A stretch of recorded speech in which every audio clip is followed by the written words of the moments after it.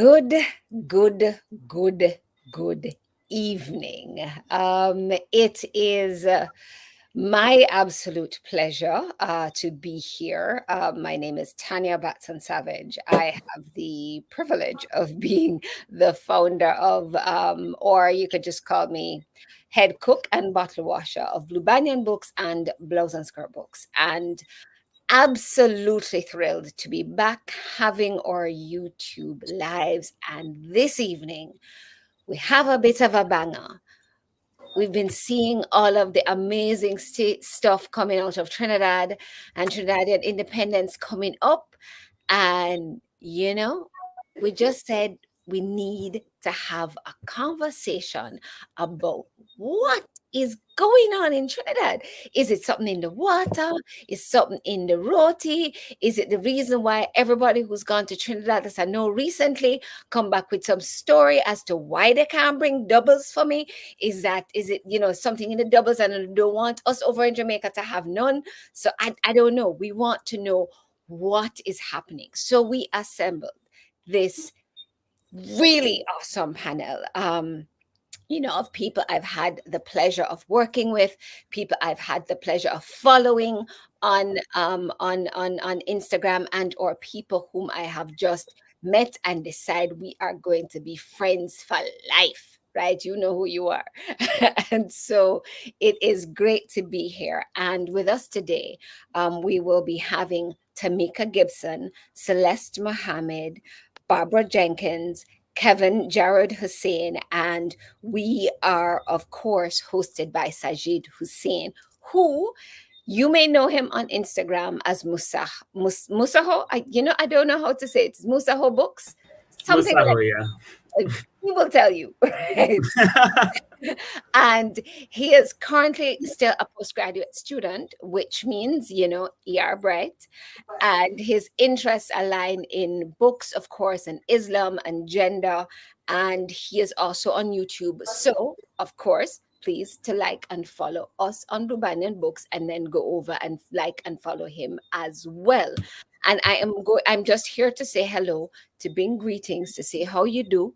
And then I will leave you in his very capable hands. He will take it away, introduce our authors, and take you through what I know is going to be a very, very lit evening. Thank you all. Thank you so much, Tanya, for that. I'll try to live up to that. Hi everybody, it's good to be here. My name is Saajid Hosein. I am so incredibly honored to be here and excited to be interviewing these really incredible authors, all of whom I am a fan of. So yeah, I'm just like fangirling right now, so please excuse the excessive blushing and smiling as we get into the conversation. Before we do that, I wanted to introduce our awesome panelists. So first up, we have Kevin Jared Hosein, who is the winner of the Walter Scott Prize for Historical Fiction for his 2023 novel Hungry Ghosts, and the Commonwealth Writers Short Story Prize, which he won in 2018. His novel, The Beast of Cucuyo, won the Codebird Award for Caribbean Literature in 2017 and was longlisted for the International Dublin Literary Award. So he just have all these awards and all these nominations, collecting them like I collect books. His novel, The Repenters, was longlisted for the OCM Booker's Prize, and his writings have been anthologized in Lightspeed, Ada, and Moko Arts and Letters. We also have with us tonight Celeste Mohammed, who is the author of Pleasant View, which is the winner of the 2022 OCM Booker's Prize, the 2022 CLMP Firecracker Award, and was a finalist for the 2022 UK Society of Authors McKittrick Prize for Fiction. Her short stories were shortlisted for the Commonwealth Short Story Prize in 2024, and she won numerous awards, including a Penn/Robert J. Dow Short Story Prize 2018, 2019 Virginia Woolf Award, and the 2017 John D. Gardner Memorial Prize. She holds an MFA in creative writing from Lesley University. We also have Tamika Gibson, who was born and raised in Trinidad. Her debut novel, Dreams Beyond the Shore, was among Kirkus Review's Best Contemporary Teen Books of 2017 and won the Codebird Award for Caribbean Literature. Her second novel, Off Track, was shortlisted for the Rebel Women's Lit Caribbean Readers Award, and she is a graduate of the Yale Writers Workshop and lives in Atlanta with her family. Finally, we have Barbara Jenkins, the author of the novel The Writer's Place, a collection of short stories, Sick Transit Wagon, and other stories, and the memoir The Stranger Who Was Myself. She has won awards including the Commonwealth Short Story Prize for the Caribbean region, the Wasafiri New Writing Prize, the Canute Broadhurst Prize. I hope I'm saying these words correctly, and the Small Act Short Story competition. My African Diaspora Short Story Contest, the Holic Avon Caribbean Writers Prize, and a Guyana Prize for Literature. Awesome, acclaimed authors here that I'm very, very excited to speak to. And I wanted to start off with some basic introductory questions about your writing journey. So I guess the first question I will ask is to tell us a little bit about your writing journey, what brought you to writing, what made you a storyteller. So I guess we'll just start randomly with Celeste. If that's okay with you? You're muted. Are you hearing me okay now? Yes. Yeah. Yes. Thank you, Saajid, and good evening to everyone again. It really is an honor to be here with you guys.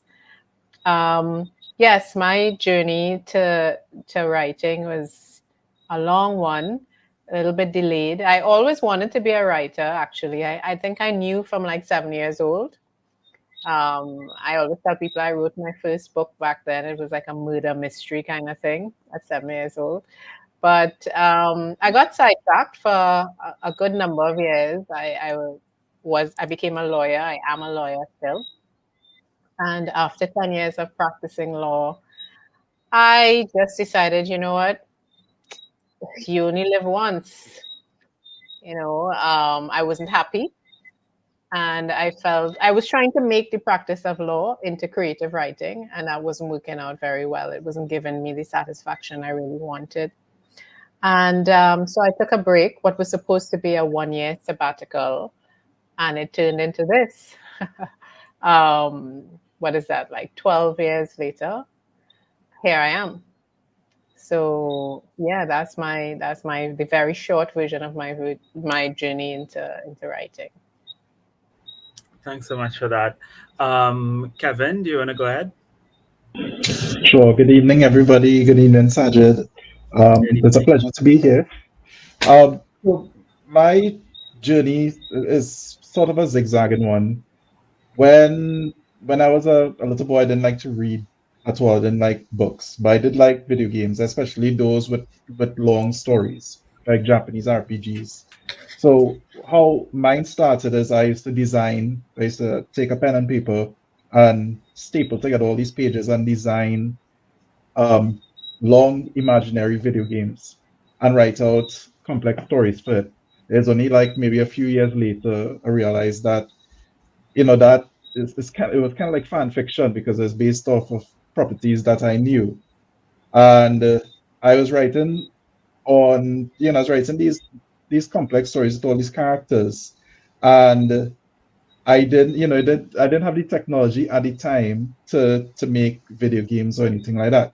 So I was like, well, I really enjoyed the writing aspect of it, even though I didn't like books, but I needed books and of course to learn about writing, to learn about other stories in order to make this, to make this thing work. And it's only really when I started delving into um stuff like horror and fantasy, which wasn't books I got as a boy, is when I really, really started to love writing. So, like when I was in Form 1, first Form, Standard 5 or so, when I was like 11, 12, I used to write like thousands of words just in Word documents. Um, Unfortunately, I didn't I didn't have a path forward to be a writer, so I studied science in school and in university, but I also just did creative writing on the side.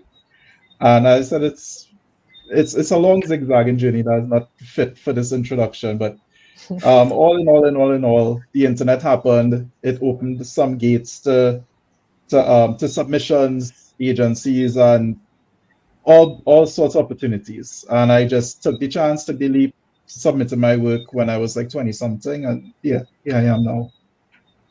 Thank That's an you. incredible story. Thank you. And what I do see a lot and hear a lot from a lot of authors is like, you're kind of doing other things in life, but writing kind of comes to you as something on the side, but then you take it and turn it into something else. And I really love that about, learning about authors' journeys. Barbara, I'm wondering if you could share a little bit of yours. I'm quite hi everyone, and thank you for being here at Blue Banyan Books. I'm fascinated by these stories of other people coming into writing, because here, we've got Celeste, who was in law, successful, and decided, no, this isn't working for me. And up to now, we've heard Kevin coming in via the internet and video games and so on.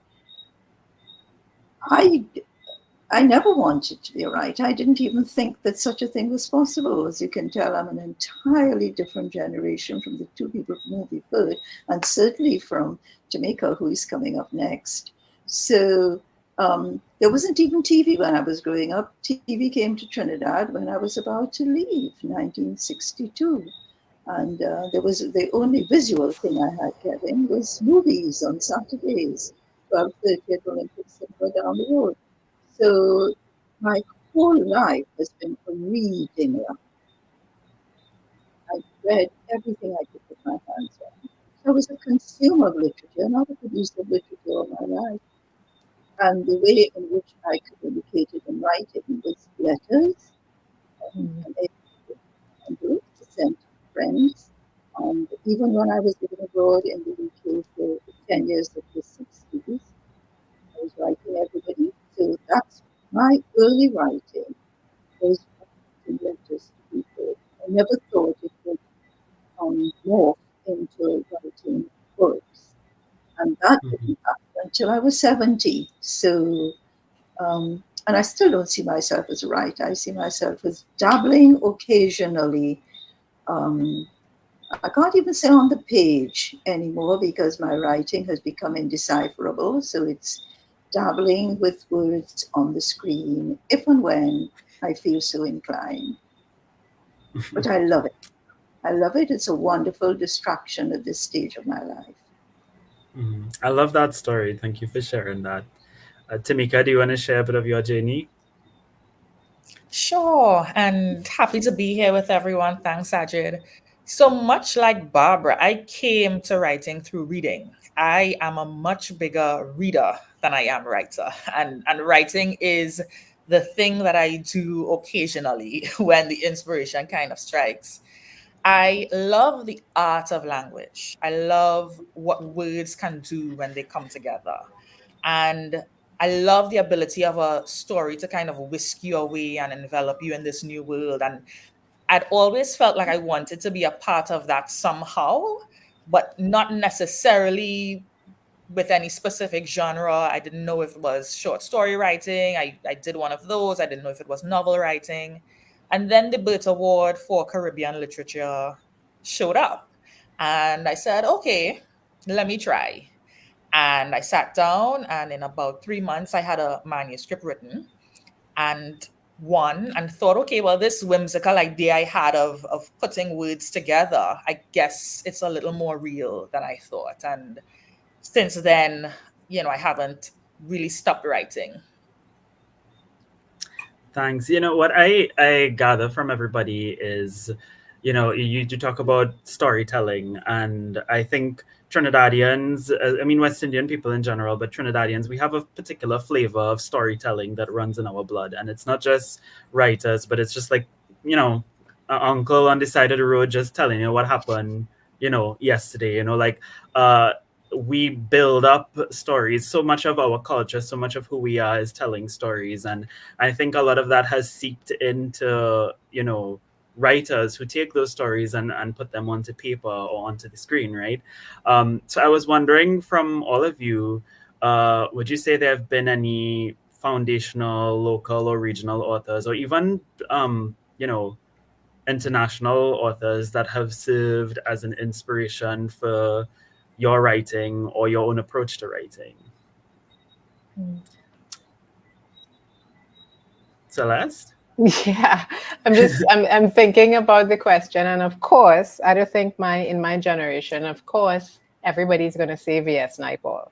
Like, it was hard not to grow up, go to school in the time that I went to school and not encounter V.S. Naipaul. I mean, love him or hate him, the man could write, right? So I was heavily influenced by his work. Also, Sam Selvon. I mean, those were the two West Indian writers who were kind of required reading in school. I feel like also my style of writing or my approach to writing has also been a bit of a reaction to what I was, the literature that I read in the early part of my life, like before high school. In the early part of my life, primary school, whatever, the books my parents would buy for me, there was no West Indian literature really there, apart from the first primer.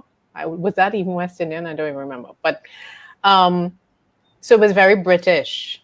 It was, it was very Enid Blyton, and I feel like I never saw myself in those books. And I feel like in my later life and in my writing career, a lot of what I do is a reaction to this whole indoctrination that I went through in those years, thinking that that proper reading material had to look a particular way or be written in a particular voice. So. Thank you. Tamika? The inspirations that come to mind are probably Elizabeth Acevedo and It's a Boy. Since I write primarily young adult literature, I have really admired the way they've centered Caribbean-ness, even in spaces that aren't Caribbean. And so I would say that those are my inspirations. Like Celeste said, when I was reading young adult literature, it was largely US and British books, because those were the teens who could be brash and who could stand up to their parents and have adventures. Caribbean teens are often kind of relegated to this space where you're supposed to go to school, learn your book. If you're learning a trade, learn your trade. And then in the future, you'll become a real person, but of course, that's not the case. And so, it's always inspiring when you can see authors who can write teens and young people as they are, with all their ambitions, with all their messiness, write them the way they speak. And so that's what I'm always looking for when I'm thinking about inspiration. Yeah, and I mean, I think that it's really important to have a young adult voice as well in the context of Caribbean literature. And we'll get to a little bit more later in the discussion about the different types of books and the different genres and age groups and stuff that we see sort of proliferating in this like new rise of Trinidadian literature. But with the same question over to Kevin, what have been some foundational, inspirations for you as a writer? Okay, so I might be a bit like an outsider here because I didn't really read Caribbean literature until I was in my 20s. I come from a non-literary, non-academic literary background. So to me, like living in Trinidad, West Indian literature is always equated with school. So yeah, it wasn't for me. And I didn't study it, so I didn't have the need to buy it. So when I didn't discover it maybe until I was in my early 20s or so, and the one that it was sort of a random recommendation. I just decided to pick it up. I was No Pain Like This Body by Harold Soniladu, and when I read it, and I've been accustomed reading, let's say, dark material. Like I read a lot of Cormac McCarthy, for example, which he wrote Blood Meridian and Outer Dark, Child of God, The Road, and a lot of that is pretty bleak stories set in the American Midwest. I also read a lot of William Faulkner, and I I used to like the way they had, I guess, what they describe as muscular prose, which they played with language a lot, and not just with language, but with sort of temporal aspects of the characters and the setting. So when I came across No Pain Like This Body, which is set in, I believe, is very early 20th century, in the barracks of Trinidad, East Indian barracks. And it's a very grim story. I think when I read that, it was very exciting to me because it it was almost like a genre horror. So I always describe that story as a horror story. Mhm. And I think that is what opened me to seeking out more Caribbean literature. So I would say like that one should be required reading, at least for anyone who doesn't, who's a bit skeptical about it. Like they could start with, may not start, but they could check it out. No Pain Mhm. Like This Body, but that's the one that opened it up to me. But I think as a child, I didn't really feel the need to be represented in the works that I consumed. So I'd say a lot of what I a lot of Japanese literature, like Yukio Mishima, a lot of American Midwest stuff, and I guess I was more interested in themes and the way that they played with language and the way how they have these power struggles and these relationships. So, yeah, that's mine. Thank you for sharing that. And I'll definitely have to check out that story that you recommended there. Barbara? Well, my early reading, of course, was mainly British stories. So that and the books that we read at school, there was no such thing as Naipaul's literature at the time. So I read a lot of Dickens because that was coming my way. And of course, we had the regulation Shakespeare, we had plays, and it didn't occur to me that I ought to see myself in anything I was reading. In the act of reading, I became in my head what I was reading.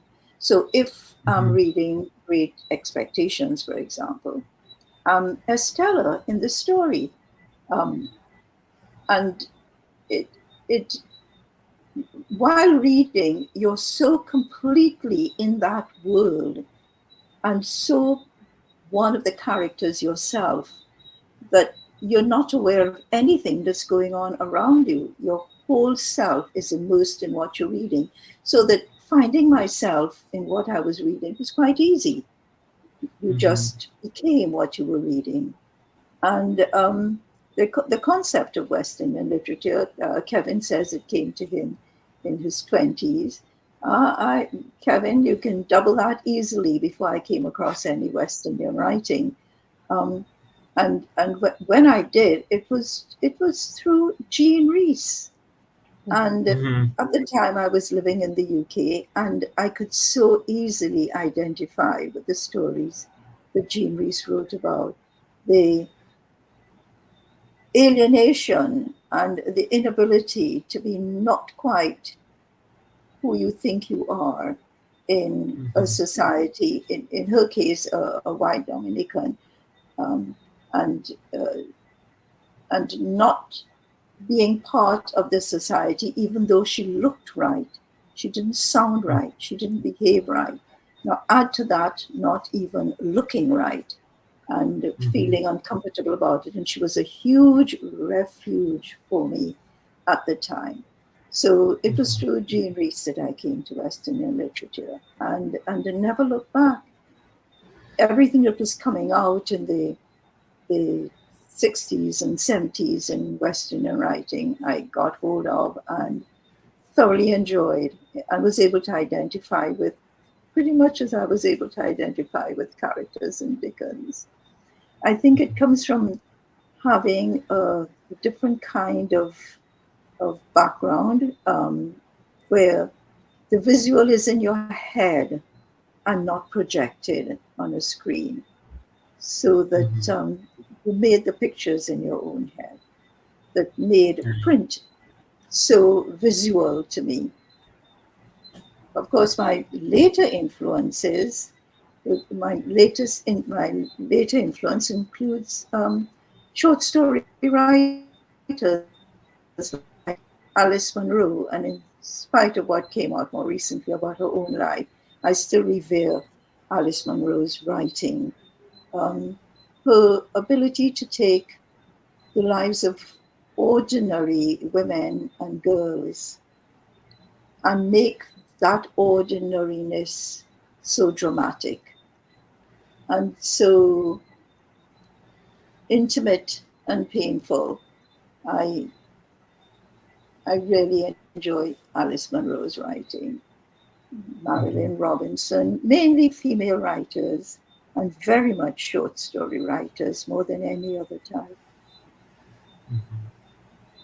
Thanks. You mentioned Jean Rees, and I recently read Wide Sargasso Sea for the first time after reading Jane Eyre for the first time. And so I find myself, as I'm 27. I got into reading only 10 years ago when I was 17. And around that time, I was really sort of paying attention to what's current. And I think a lot of what's current has still always been the majority of what I read. And, we talk about the classics and stuff, and I find that I'm now kind of getting into the classics, which seems to be sort of like the opposite experience of a lot of other readers who would grow up reading, the West Indian classics that we have to read in school, or the European and North American classics and stuff, before we end up kind of discovering, more contemporary, if you want to call it that, fiction, or even just more West Indian fiction. And recently, within the past few years, we've seen a significant rise in the amount of local authors publishing, whether local as in people from here or people from the diaspora, publishing books. And, Tanya asked the question at the beginning, like, is it something in the roti? Is it something in the wassa water? Is it something in the doubles or whatever else? And I kind of wanted to pose that question to you as people who are in many ways a part of that wave, who are a part of our local literary canon. Like, what do you think, what factors do you think, whether cultural, structural, or otherwise, do you think are facilitating this recent proliferation of local writers?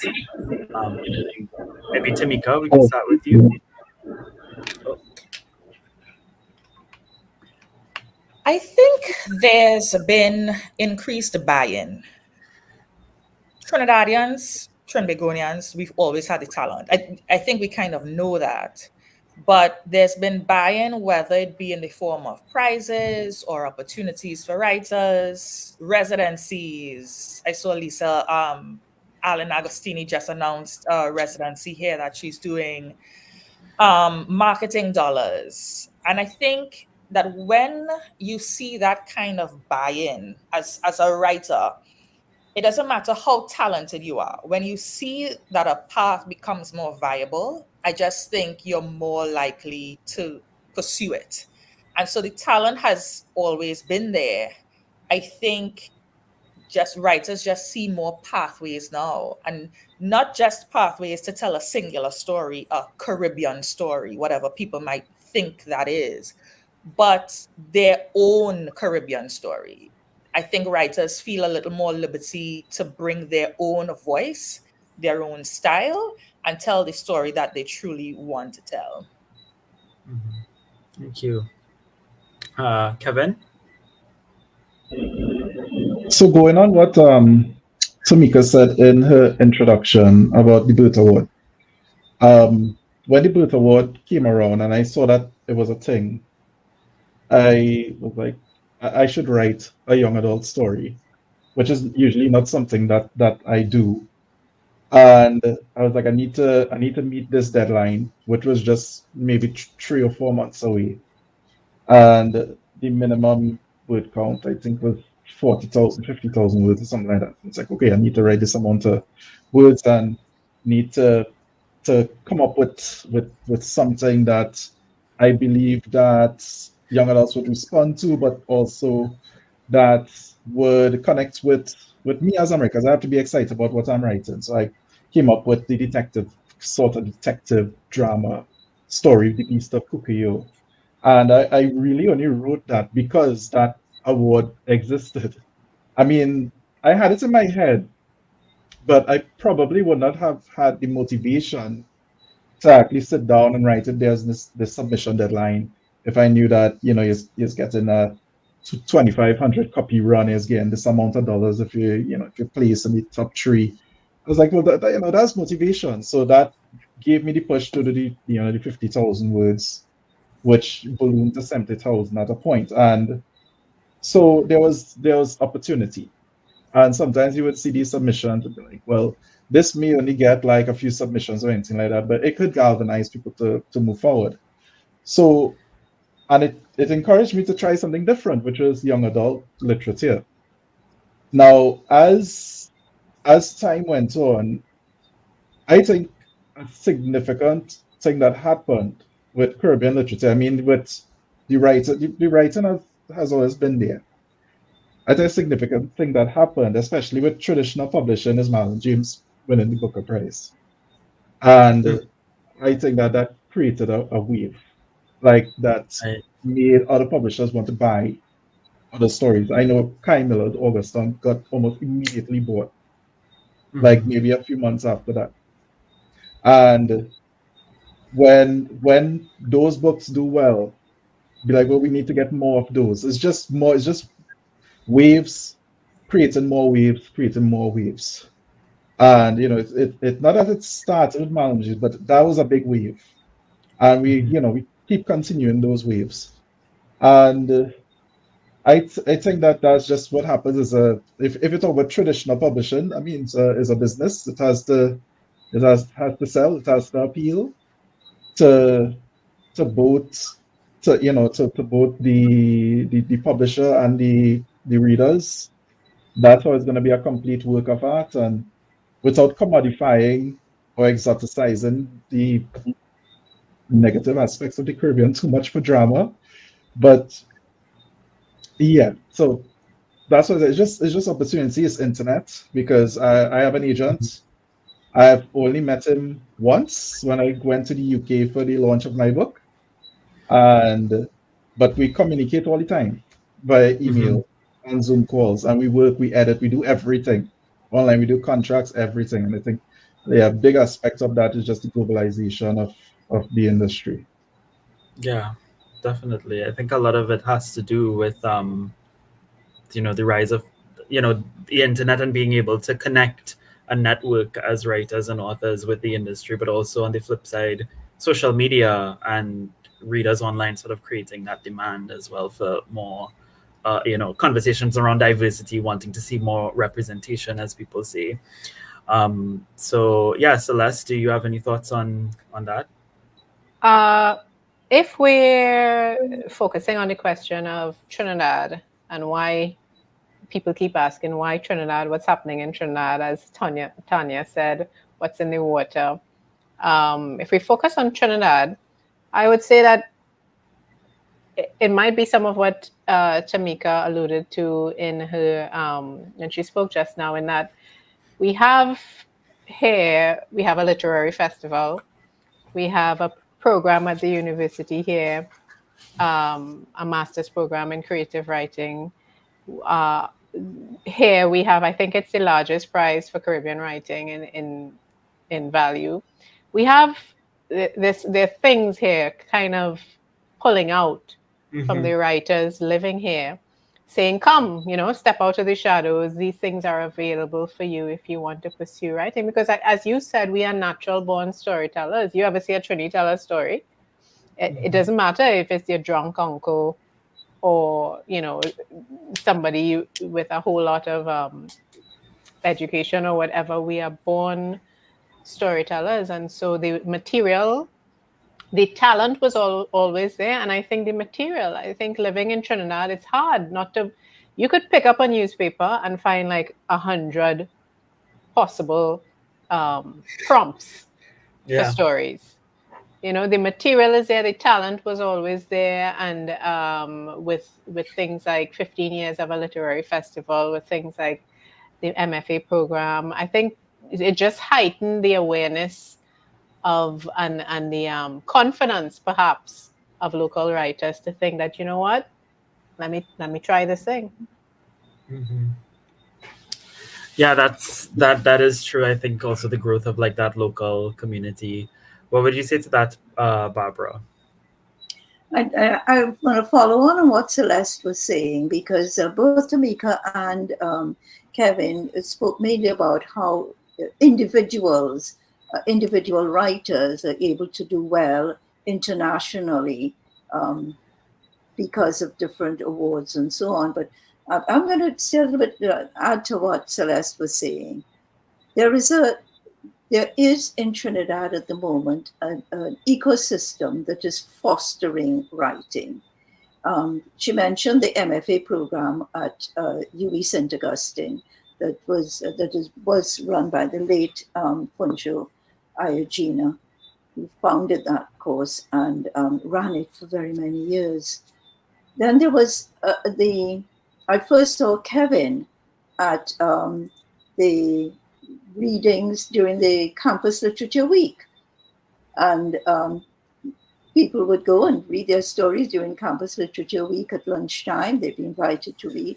There was that going on. There's a Cropper Foundation Creative Writers Workshop where Caribbean writers meet at Balandra. Again, this was run by Funcho Ayogina and Merle Hodge at Residential Writing. And so there were always things happening. But I think the big catalyst locally was the foundation of the Bocas Literary Festival. And that happened 2010, 2011 was the first festival. And immediately, the group that started that festival were able to pull in excellent writers at the very, very beginning. The first prize was won by Derek Walcott for his White Eagles poetry collection. And that was a catalyst for people to write. Oh, and they managed to get prizes. The Burt Award, which our two earlier speakers, Tamika and Kevin, both won. This was a Canadian prize that Bocas managed to get a Canadian philanthropist to support. And Bocas managed to get OCM, One Caribbean Media, to sponsor the OCM prize, which Celeste won. And there was a spoken word competition sponsored by the First Citizens Bank. NGC, the National Gas Company, sponsors the Bocas Lit Fest, and the main sponsor. So that I think that Bocas Lit Fest was a huge catalyst in encouraging writers by the prizes, by the workshops, by the discussions that happen at the festival. And this goes on all year round, not just at the end of April. All through the year, there are workshops. I see they're now branding their workshops as the Bocas Academy. All year round, you've got readings, book launches, discussions, workshops happening. So, and they run a children's festival as well with prizes for youngsters who are writing. So an immense catalyst.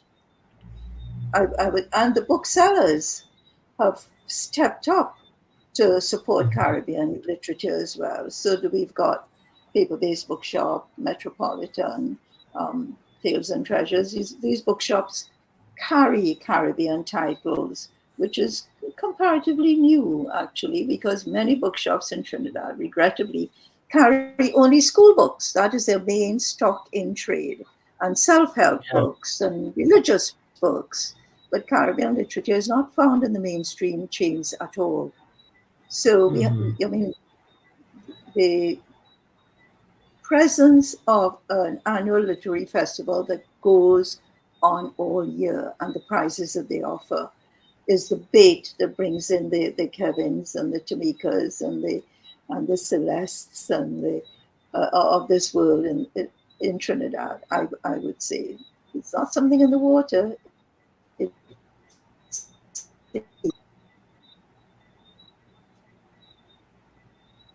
Okay. I think we had lost the last part of what you said. You said it's not something in the water.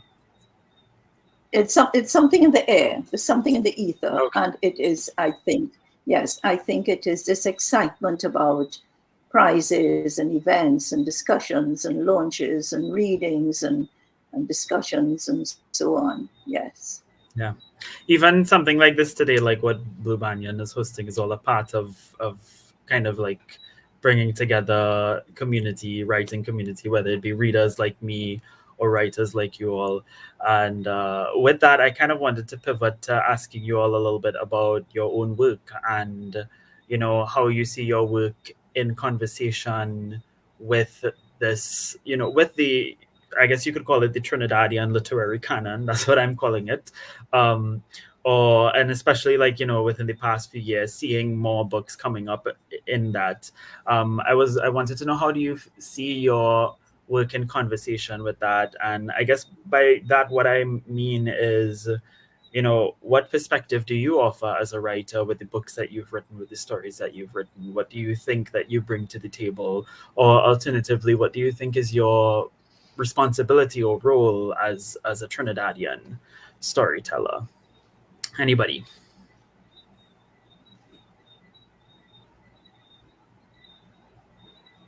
Okay, I'll try a thing. Okay. Okay. So when it comes to writing, it's always been said. I mean, despite that, we have the Bocas Literature Festival, which I had attended since 2012, actually, and I when I think like what kind of pushed me to write. I went to a launch of Rhoda Barrett's book. I think it's a 10-day executive. And I don't know, just the way I think like everybody was gathered and everybody's, and there was a kind of energy in there. I was like, oh, I think I could have this. At the point I was young at the time. Mhm. So what I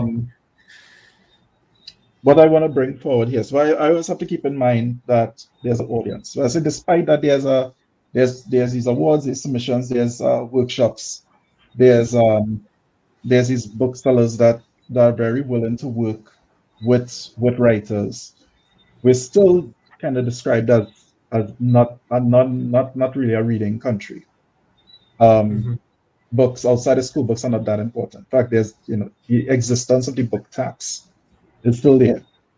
And when it comes to it, when I was writing this young adult book, The Beast of Cuckoo, which is published with Blue Banyan, something that I had in my head is that I want young people to read this book. I want it to be a little edgy. I don't want it to be very friendly.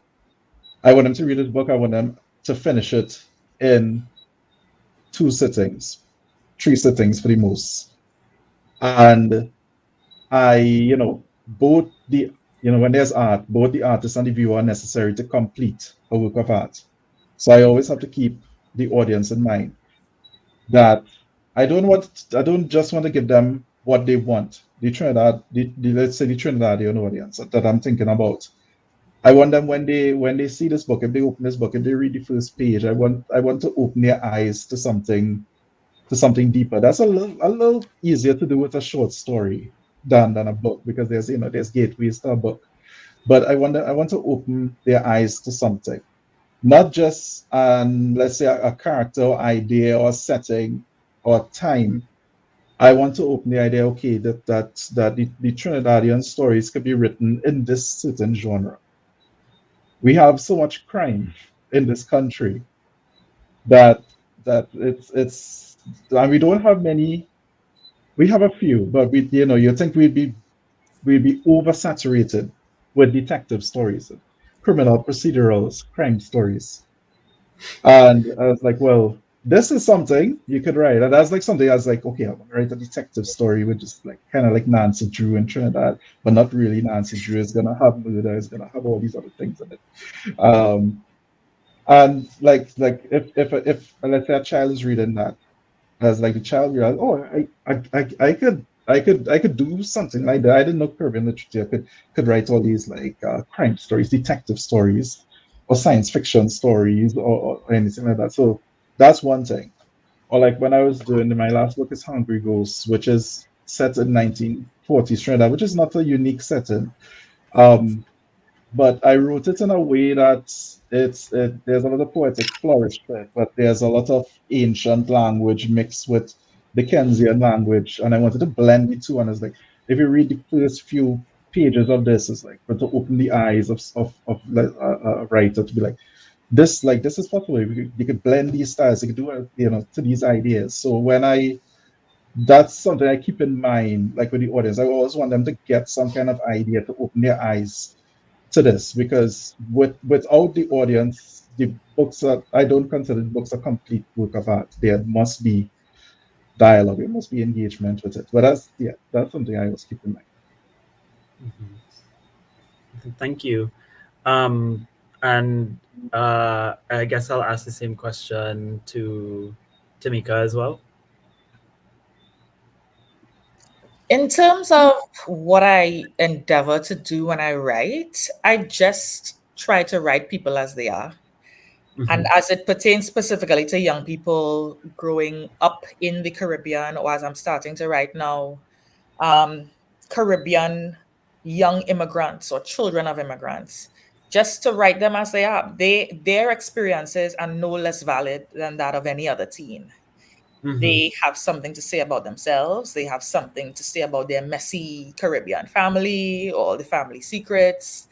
They have views about the world. And so I try steadfastly to write their dialogue the way I hear their dialogue in my head, the way I know a Caribbean teen would speak. I try to write them interacting with their family members and their parents in a way that I feel is honest and true to the Caribbean experience, and to show that their stories are as valid as that of young people all over. Thank you. Celeste? Okay, so I want to address first, well, the first part of what you asked as to how I see my work in relation to the canon. There is quite a long history of books written about communities. Like I think, if I remember correctly, the very first book of work of fiction published by a Black person in Britain is C.L.R. James's Minty Alley or something like that.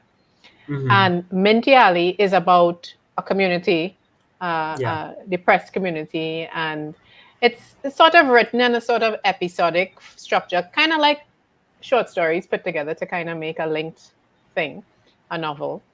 And I enjoyed that book so much because I could recognize everybody he was talking. He's writing about 20s or 30s Trinidad, and yet it was so relevant because I could recognize the characters. You fast forward, you have Miguel Street that everybody talks about, which tries to do the same thing. And then when I did my MFA, I read two other authors who did the same thing for their areas, not West Indian writers, but you have Zadie Smith. She did it with her book NW. James Joyce did it, Dubliners, about Dublin. And so I sat down to write a book that would do that in Trinidad, like create a community that was almost like a microcosm of Trinidad, and create very realistic characters so that the reader, as Kevin said, you can't leave the reader out. I can't just sit here and make art, high art, that satisfies me. But I wanted to create characters that we all identify with, that anybody, I wasn't too concerned. Actually, I didn't write in response to submitting to an award or anything like that. I was just writing to try to finish my creative writing program. And so I was trying to write characters that reflected people that I knew and that were just Trinidadians. And I felt, if it's one thing, I mean, people talk about the awards and all that with Pleasant View, but what gives me the greatest thrill, honestly, is when I hear somebody say, "Oh my God, it's so real." Mm-hmm. You know, because that really was the goal. It was to continue that tradition of books that take a community and use it to highlight. So it, you know, like really just put a microscope on the culture by Yeah. being realistic. Definitely. I think that's also like a huge part of Trinidadian and Caribbean literature as a whole, because we all grew up in very communal settings. And so you have books like yours, you have books like The Yard by Aliyah Inayat, and then obviously the classics, Minty Ali, Miguel Street. And then even Tamika and Kevin, your books, they may focus on like one particular character, but they still exist within a broader community or within a broader space. And you know, that sort of tradition of an episodic novel is something I'm also seeing with your work as well, Barbara, with like Sick Transit Wagon. So I was wondering if Barbara, that's also something that you sort of intend to highlight in your work, or whether that's something that just sort of comes through the kind of episodic telling of stories. Okay, yes, you mentioned Sick Transit Wagon. That came out of the manuscript that I submitted for the MFA at UWI St. Augustine when I did the program there from 2010 to 2012. So it's a collection of short stories, yes, but many of them are autobiographical. And so if you're looking for a tradition where that follows, I have never heard her admit to this, but I think a lot of Olive Senior's Summer Lightning, a lot of stories in there, I suspect may be fictionalized autobiography, creative nonfiction. You certainly got a sense of rural Jamaica come to town in that collection of short stories. And I would like to feel that some of the stories in Sick Transit Wagon are of that tradition. Some of them are purely fiction. But the only book of pure fiction that I have written, which is The Writer's Place, is definitely about an individual character, the woman who runs a bar, Indira, and of a location, which is a bar to which people come, and her life with these characters who come. So it is not just the character, but the place Belmont, which is where I grew up in the 50s, the 40s and 50s. I lived in Belmont and grew up there. But the time in which I set it is more contemporary. But the characters are timeless. People like that still exist.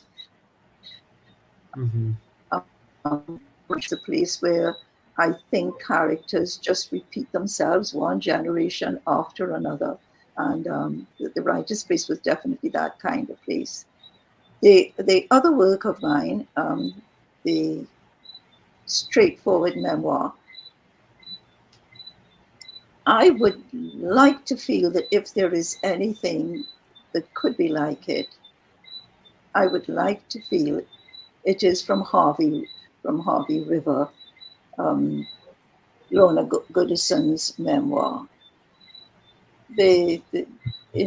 Her story is of her family, really, more than herself, her mother's people, growing up in rural Jamaica. But the time is just a generation earlier than my own. The memoir of which I'm now speaking deals with my early life up to the time when I came back from living abroad.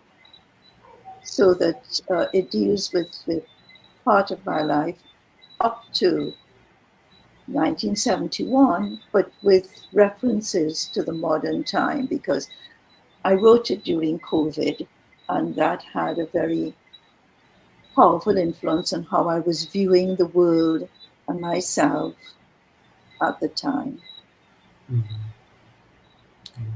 Thank you. Kevin was talking earlier about the sort of like the different genres, right? So we may not see a lot of crime fiction and Caribbean fiction. We may not see certain things. And it's true that I think a lot of Caribbean fiction and Trinidadian fiction tends to be sort of like realistic fiction set in contemporary or historical settings. But we have seen that growth in a variety of genres, from romance to science fiction and fantasy to young adult fiction and even nonfiction. So I kind of wanted to pivot firstly to Tamika and Jared and Kevin, who have both written young adult novels. And Tamika, when I read both of your books, and I read them, I guess maybe a year apart, it was so interesting to read them because they were sort of like the first, Trinidadian novels that I wouldn't say that the first that I saw myself in, but that I was able to feel that I was able, because I read them in my early 20s, and I was like, not freshly out of Cape, but I was almost out of Cape, and so the characters were around those ages, that age bracket, and I was like, oh, it's so interesting to read a novel that feels like it represents my contemporary experience as a young person, and so I was wondering from both of you, and I guess we'll start with Tamika. Like, you talked earlier about getting into the mind of and the process of writing or representing that Caribbean young adult experience, but I wanted to know if you could expand a little bit more on like how important is it for younger readers to have that ability to pick up a book and see themselves, young Caribbean readers, to have that ability to pick up a book and see something that is perhaps a little bit more relatable?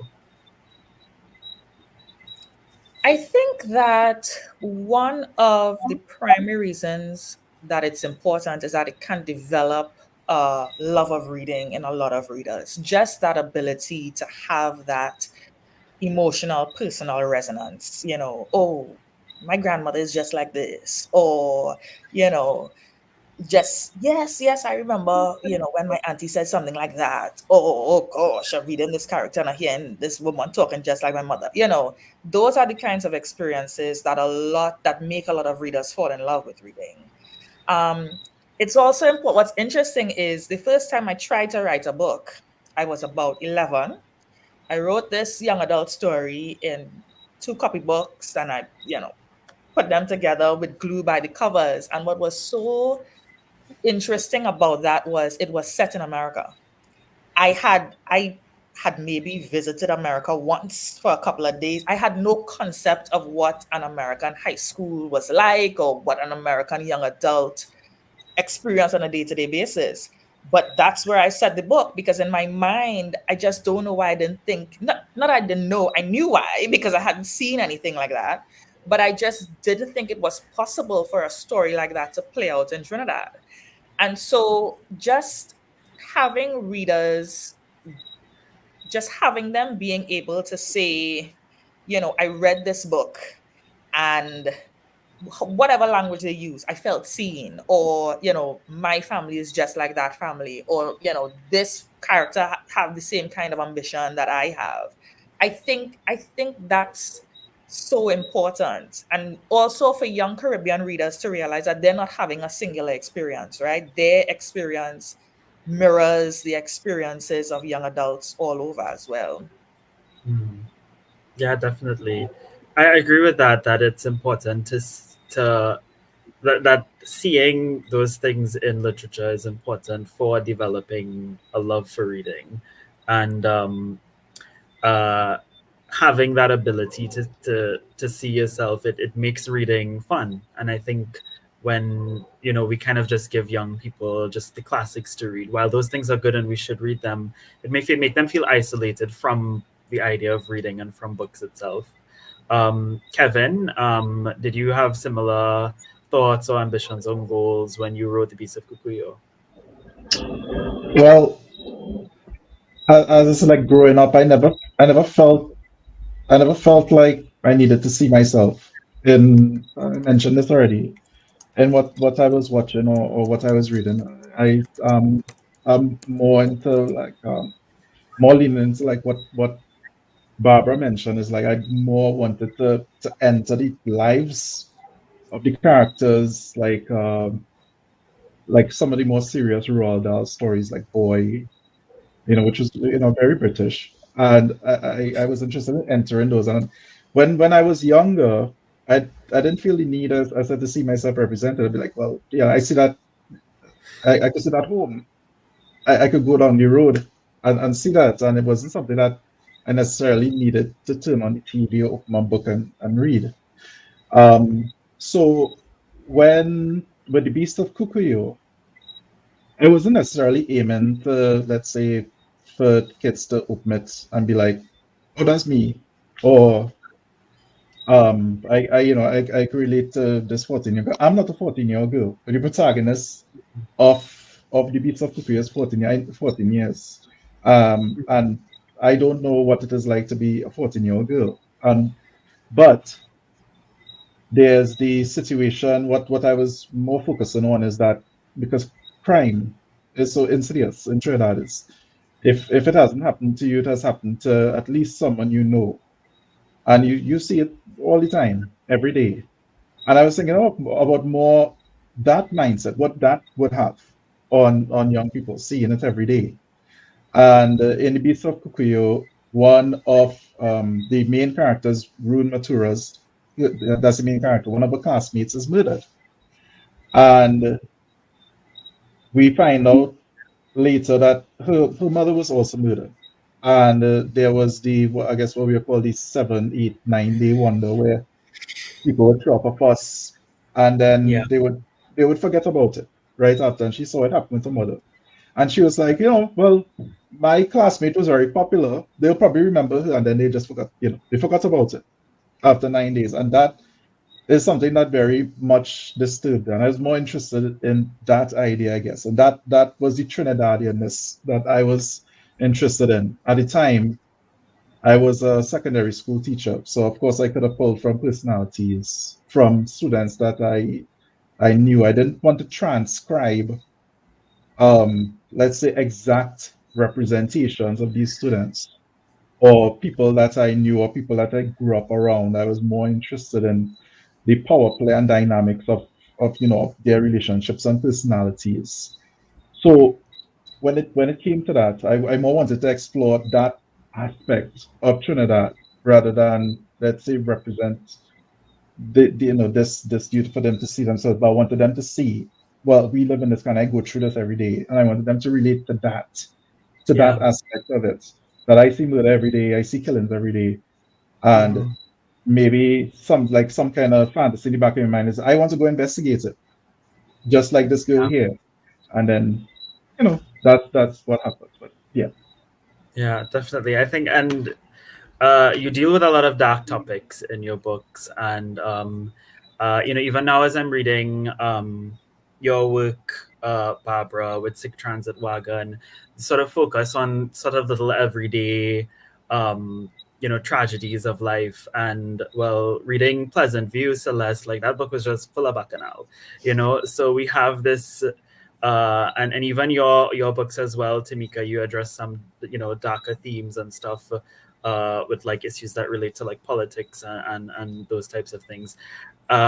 So much of Caribbean literature and Trinidadian literature addresses those darker and more difficult themes. And I see that we have a question from somebody, from Leopold Beckford, who asks, do you think that there is a topic that is taboo in Trinidadian literature? So I wanted to pose that question to you all, if you think that there is something that is taboo or difficult to discuss, and alternatively, how have you come to writing about topics that might be more difficult to sort of explore and write about?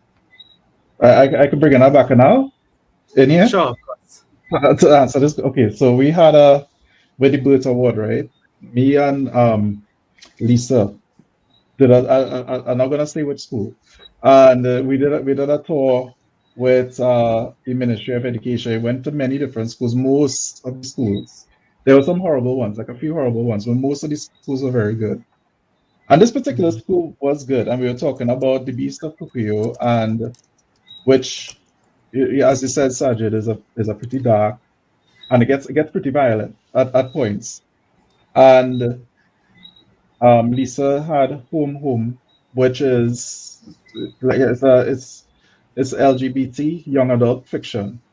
So we're discussing it, and the books were in the library, and a lot of the students started borrowing the books, started sharing the books, and the school, I don't know if they didn't know what books they were taking into the library, but they took both of our books out, right? Because of the content. So when we talk Right. about taboo, we had to talk about, I mean, for adults and wider society, of course there'll be taboo. There shouldn't be, like, within those of us who are, who are trying to write something. We shouldn't feel discouraged to write anything, but there's obviously pushback with the content when it comes to, and these were older teens, by the way. These were like Form 6s, which I'm pretty sure that they're consuming more violent and more raunchy things than what we had in our books. But when it comes to literature and the libraries, it was a totally different thing. So it's I wouldn't say, like, there's probably topics, but I guess when it's put in certain environments, we Trinis could be the most bacchanalistic, we could be the most open-minded in certain things, but once it's put in these forums, I think we get quite conservative, especially when it comes to reading, when it comes to literature or any type of media.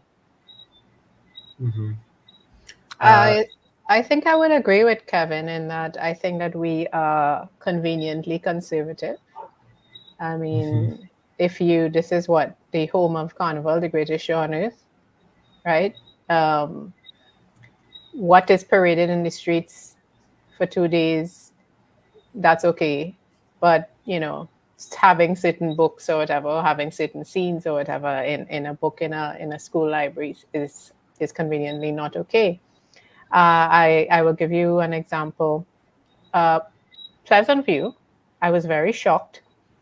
I never saw Pleasant View as a book that any non-adult would read or would be of interest to any school library or anything like that. But there was one school that reached out to me and asked me to come and speak to the most senior students, would have been around 18, because they were reading Pleasant View and they loved it and wanted me to talk to them, and they even read a piece of it for me. But this is not a local school. This is one of those international schools. Contrast that response, the school inviting me in and the children reading it, and contrast that response with an official from the Ministry of Education saying how much they enjoyed Pleasant View and how realistic it is, how much all the good things, but because of the adult content, we can't recommend it to schools or for libraries in schools and that kind of thing. So to me, it was like, wow, such a difference. Yeah, that's interesting. Barbara? Yes, there is that problem with books being prohibited in schools because of sexual content, but somehow not because of violence. But I think the real taboo in Trinidad is religion. I think if you dare to write anything that says anything prejudicial about any religion, you may find a fatwa or whatever the equivalent is on your head. Someone said to me that I enjoyed reading my memoir, The Stranger Who Was Myself. There were parts in it which they disliked intensely, and they didn't see why I had to say such things about the Catholic Church.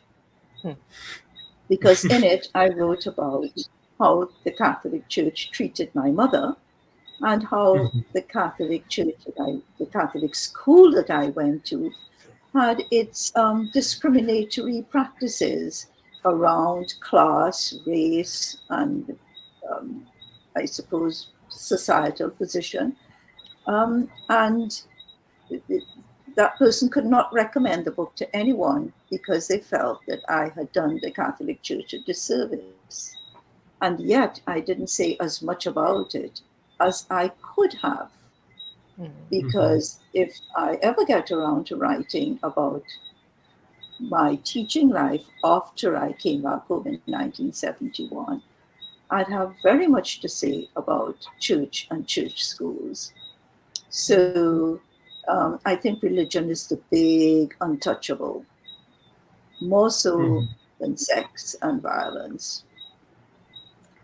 Definitely. I think religion, it comes from religion, but also religion reinforces that kind of like respectability of what is okay to talk about, what's not okay to talk about, and how do we talk about things. Tamika, I'm curious to hear your perspective on all of this, especially as somebody who, you know, writes young adult fiction, and I think there is a lot more desire to control, you know, what is talked about and what is exposed to young adults. There is, and of course, we're in the age now of book banning, that kind of thing. I guess everybody has a story. What's interesting is that, so Saajid mentioned Dreams Beyond the Shore.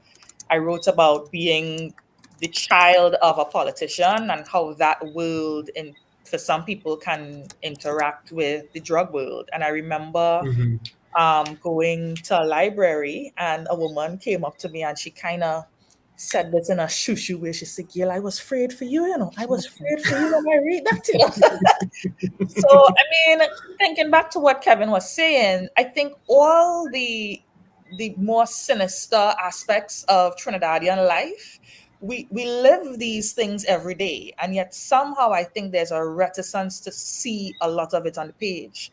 And so I'm still trying to figure out where is that dissonance, that disconnect between our reality and our hesitation to see our realities reflected back to us.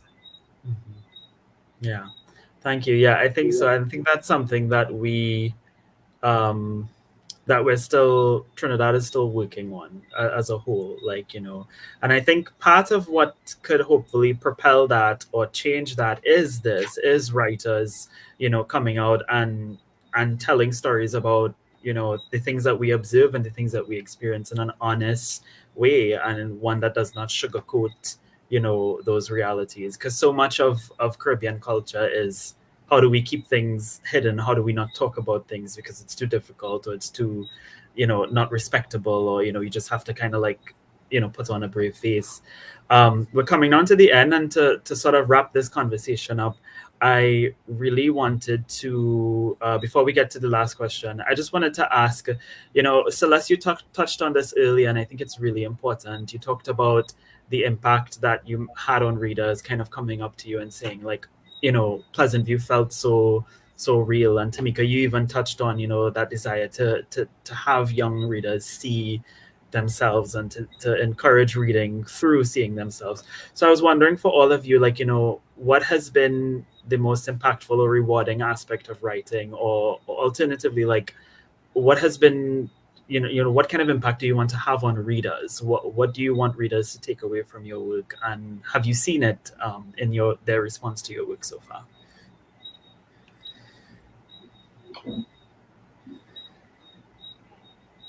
Okay, I'm happy to jump in. Okay.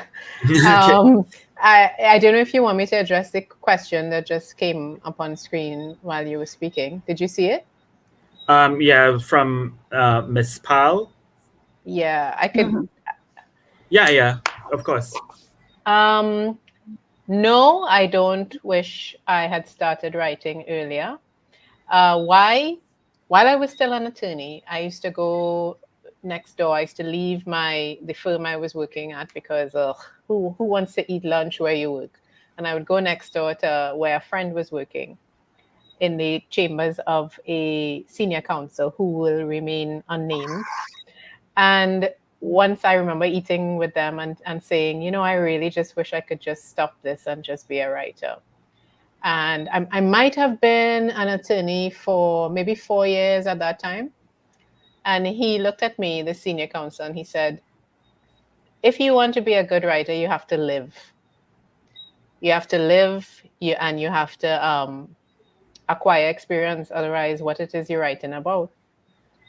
And I was like, well, okay, thanks for shooting down that. But I actually think, you know, years later, I think that he had a point. I think that the time was not wasted. I think the how many years practicing law was certainly not wasted.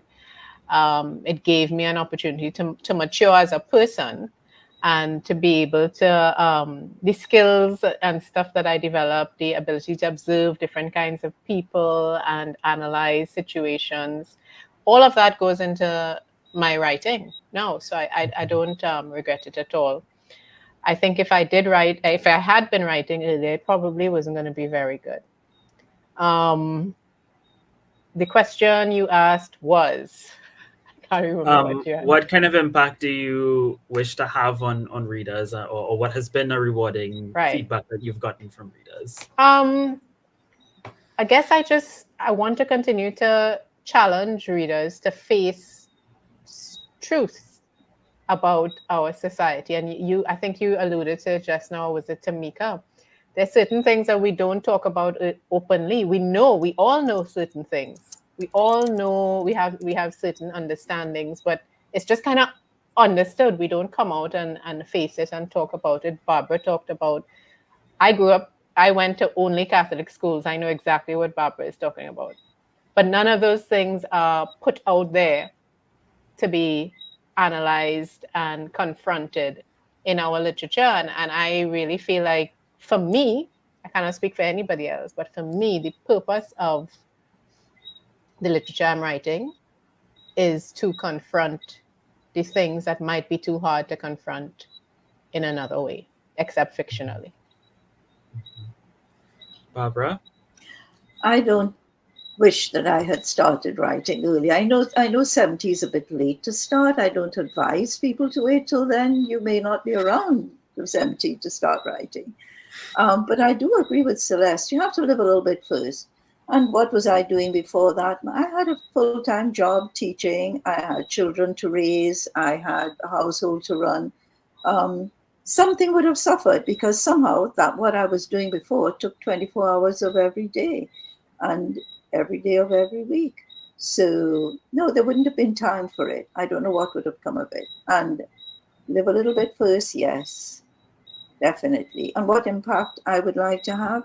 Well, when Sick Transit Wagon came out, the NALIS, the National Library Services, and BOCUS decided to take it around to reading groups that were already formed in libraries. And one of the reading groups was in the women's prison. And I went there with the group who had read the book, but they had read different stories from it, because the librarian had photocopied the book, story by story by story, and it circulated among the reading group, the book club of the women's prison. And one woman said to me that she so much enjoyed that story about Monty and Marilyn, and about the secret affair that the husband, who had just died, was carrying on with a much younger woman.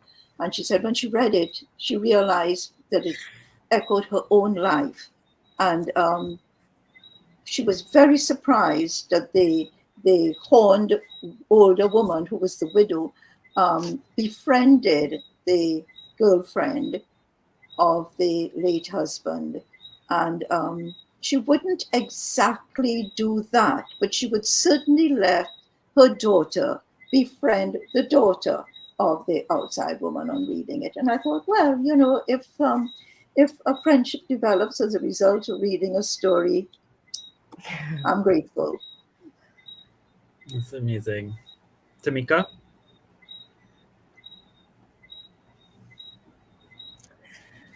I don't know that I have any specific intent with, what I hope my books entertain. I hope my books make people fall a little more in love with language, because like I said, I'm a lover of language, and I think some of that comes across in the work that I do. And just even if for a few hours you could get lost in a book and find a story that resonates with you, see some characters that you identify with, and have the story stay with you for a while, I think then I've done my job. I don't know that my aspirations are any loftier than that. I mean, I think you've done that really well. Kevin, do you want to end us off with your thoughts on that? Sure. So, just to address the question, I mean, I've always been writing, like since I was like 7, 8 years old. I say I was designing these imaginary things. So it's not that I wish that I started writing earlier. I mean, I guess the question would be like, what if I start taking it serious or start thinking about publishing earlier? And the answer is no. I taught science full time for over a decade, and over that time, just to repeat what Celeste said, you have to live and interact. And I've interacted with a lot of personalities, and I've learned a lot of stuff. Even though, with academia, it's sort of repeats year after year, but then not really. Each year is different, but you get to learn a lot of different things. And you get exposed to many different facets of not just life, but other aspects beyond, I guess, what would be a sort of insular bubble of literature. So, and if I consider publishing earlier, no, because the ecosystem wasn't there, and I think I would have just thrown something to the wind that it would have just fallen flat. So I think my journey is aligned with the ecosystem that was built in Trinidad with the festival and with the booksellers and the competitions and so on. I think it is meant to be what it is. In terms of your question, what what do I hope to achieve with this? So just the other day, I'd heard from an alto tutor, that's adult literacy, that they were doing my book, The Beast of Pukuyo, with their students, and these are adults who have they're now learning to read, so the tutor has to read the story for them. And she's telling me about it, and she was saying that they were so riveted by the story of this teenage girl trying to solve this murder of a classmate that it was enough. Like if the chapter were to finish, they want more, and they would come back next week and they would do it, and they want to know what's happening. And I never really expected that kind of response to my work. I mean, I've gotten like critical acclaim and so, but not like that kind of page turner kind of response. And something about that, and seeing the appreciation in those who might have been turned off reading from a very, very young age, and seeing this book that was published, I think back in 2017 or so, which is a good 7 years ago, to see it resonate with those who were turned off from reading from a very young age, and all these decades have passed, and they have missed out on all this reading. To see this particular book resonate with them, and that they want to learn to read just so they could find out what happens in this book. To me, like that's something that I hold with deep pride, and I hope that I could keep doing something like that. And not just that, as I said, I just want to open my eyes to when you read this story, that you would get ideas, not just see yourself or your setting or a specific time you grew up, but you would see ideas, and you would see like, okay, this is why I should read, or I want to read. Yeah. Thank you. Thank you. Thank you so much for that, Kevin. And as we wrap, somebody in the comments, Velma Pollard, also thanks us for this panel. And she said she wanted to take the opportunity to say how much she enjoyed Barbara Jenkins' Stranger. So I think that's just a testament to the fact that you all continue to impact readers, and that's what all of this is about. This was such a great opportunity to sit down and speak with all of you. I really, really enjoyed it. So I would like to hand over to Tanya to give us some closing words. So, what I really want to do is just to say thank you. I want to thank our audience who joined us this evening. But most importantly, I want to say thank you to the writers. I want to say thank you for saying yes when we invited you. I definitely want to say thank you for sharing your ideas with us this evening. And most importantly, thank you for sharing your books with us. It has been a delight this evening. I have really enjoyed this conversation. I mean, hey, we get kudos from Miss Velma, so you can't say we're not going with things. um and this has just been delightful. This has been insightful. I'm sitting here and I was taking notes, and I'm like, boy, some of these quotes are really good. We're going to have to transcribe this, because some of these quotes from all of you, I think everybody here gave a quote in a response that must go down as a part of what you say, because a part of what I believe is that we must talk more about Caribbean writers talking about writing. It's one of my personal goals. And this evening has been a gem for me. So thank you all very much. Thank you, those or audience who turned out. Saajid, thank you for saying yes. I only knew you from Instagram. I expected you to run me, and you just said yes. So thank you. I appreciate it. You did a fabulous job. And I really, really, really love this. And I'm just gonna keep going to give the audience an opportunity to say more nice things, because the compliments are coming in and I am loving it. Y'all have been very, very, very, very boss. And so thank you. Thank you. Thank you. Howdy and thank you, don't block no square. Have a good evening.